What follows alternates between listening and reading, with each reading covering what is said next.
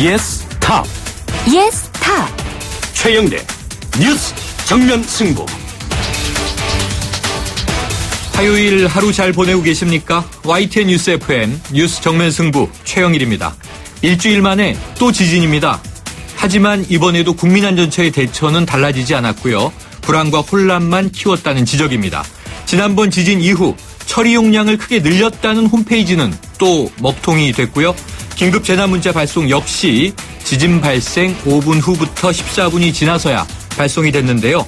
오늘 국회에서 열린 대정부 질문에서도 국민안전처의 부실한 대처를 두고 여야의 질타가 쏟아졌습니다. 한편 이 원전 밀집 지역에서 잇따라 지진이 발생하자 이 정치권도 지진 후속 대책 마련에 분주한 모습인데요. 오늘 2부에서는 더불어민주당 김경수 의원 연결해 보겠습니다. 지진 이후에 더불어민주당 원자력 안전 특위를 구성해서 활동에 들어갔는데요. 이 특위 소속으로 원전 안전 대책 등에 대한 의견 잠시 후에 들어보겠습니다. 뉴스 정면 승부 지금 시작합니다.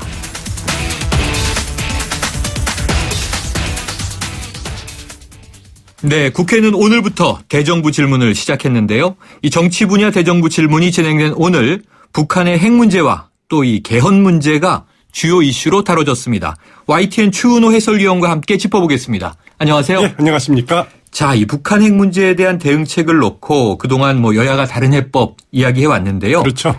여당은 사드 배치의 필요성을 강조했고요. 야당은 대북 강경 노선의 수정을 요구했는데 자, 오늘 대정부 질문에서도 평행선을 그었나요? 그렇습니다. 같은 주장을 반복했다 이렇게 보시면 될 것 같은데요. 네.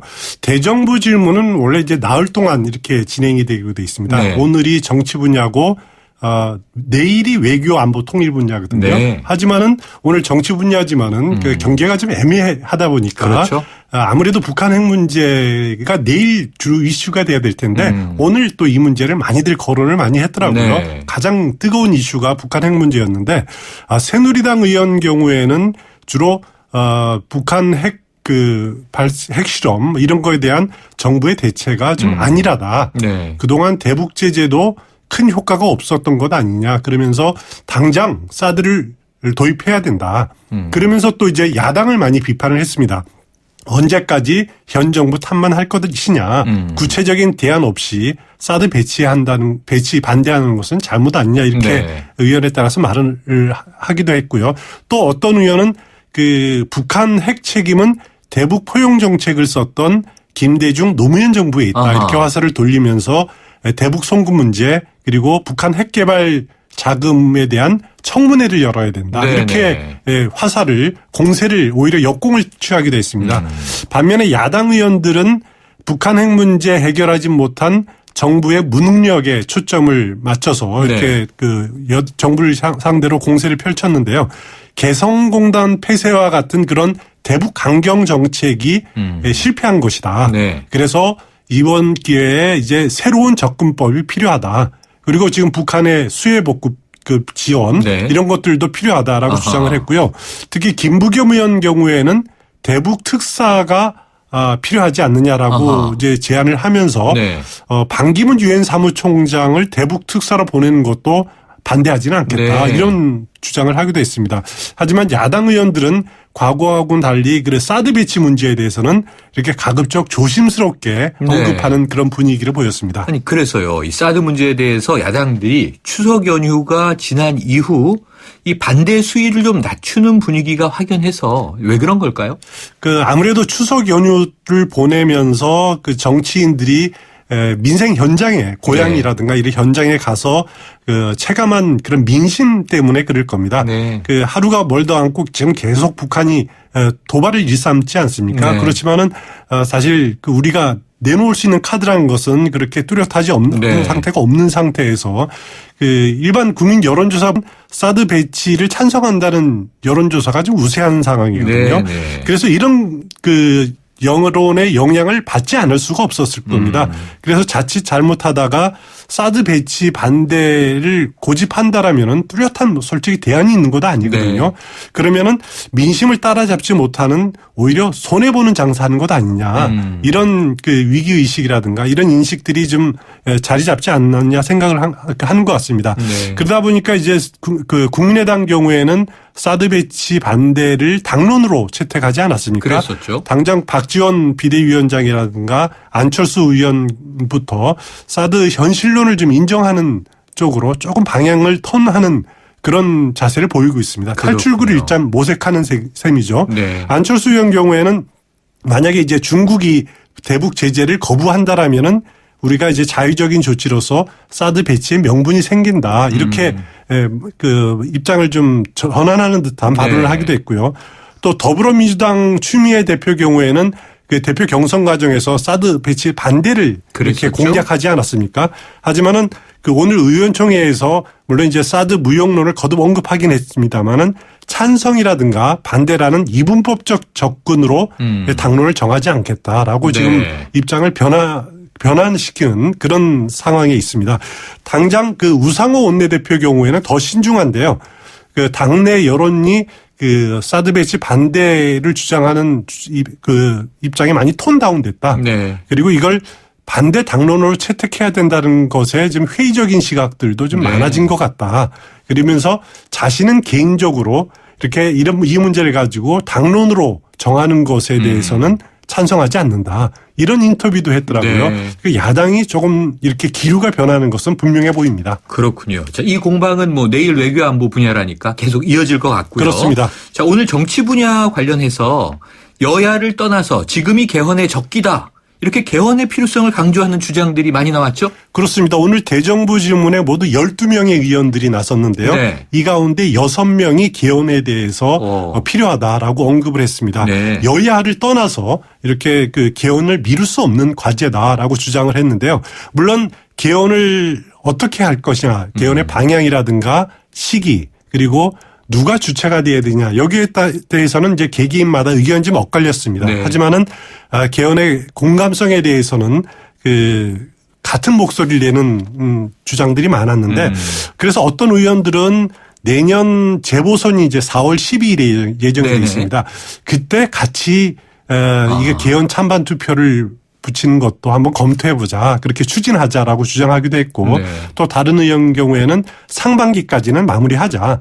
그래서 내년 대선을 새로운 체제로 한번 치러보자. 이런 주장도 했습니다. 네. 지금 국회 그 의원 가운데 여야 의원 185명이 그 20대 국회 개헌 추진 의원 모임에 이름을 올려놓고 있습니다. 네. 185명이라면은 굉장히 많은 숫자거든요. 그렇죠. 지금 개헌 할 수 있는 숫자가 그 제적 과반입니다. 네. 그러니까 150명 이상이면은 개헌안을 발의할 수 있고요.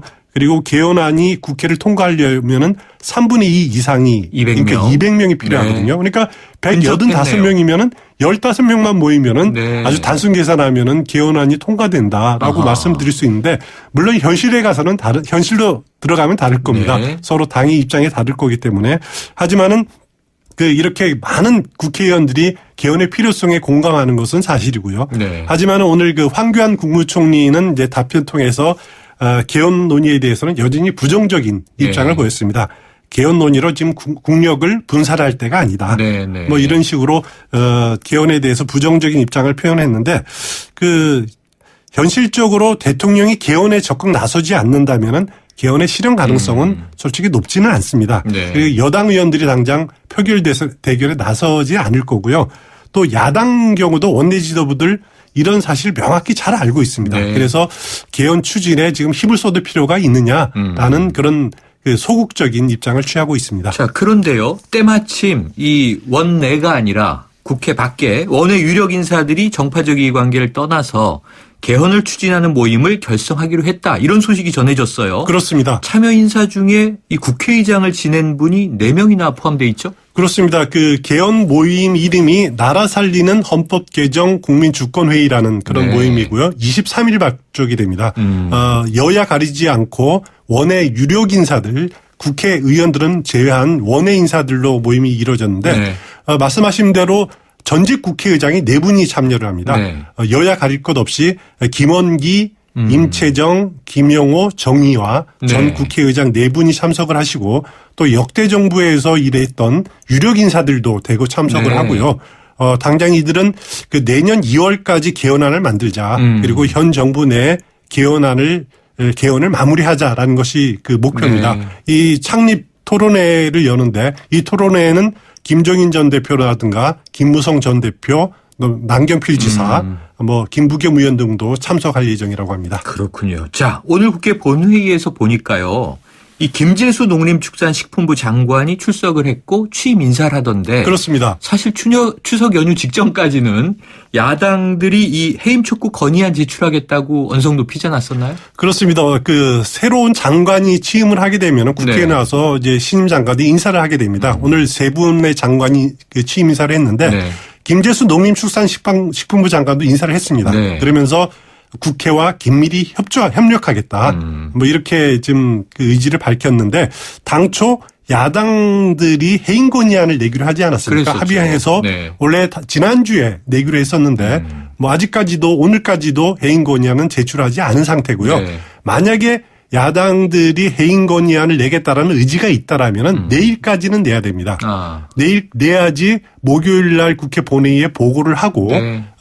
그리고 금요일 날 그 24시간 이후에 처리할 수 있으니까 네. 금요일 날 처리를 할 수 있거든요. 아하. 그리고 금요일 날 만약에 넘어가게 되면은 거의 국정감사 때문에 다음 달 22일까지 네. 본회의가 휴회가 되게 됩니다. 네. 그러니까 그때를 만약에 내일까지 해임 건의안을 내지 못한다라면은 그냥 그 공연불에 그냥 그 제스처에 그치는 셈이 되고 하는 거죠. 쉽지 않아 보이는군요. 추석 연휴 전후로 여러 가지 변화가 있는 것 같습니다. 오늘 소식 고맙습니다. 감사합니다. 지금까지 추은호 YTN 해설위원이었습니다. 크리네어 테크. 크리네어 테크 집중기.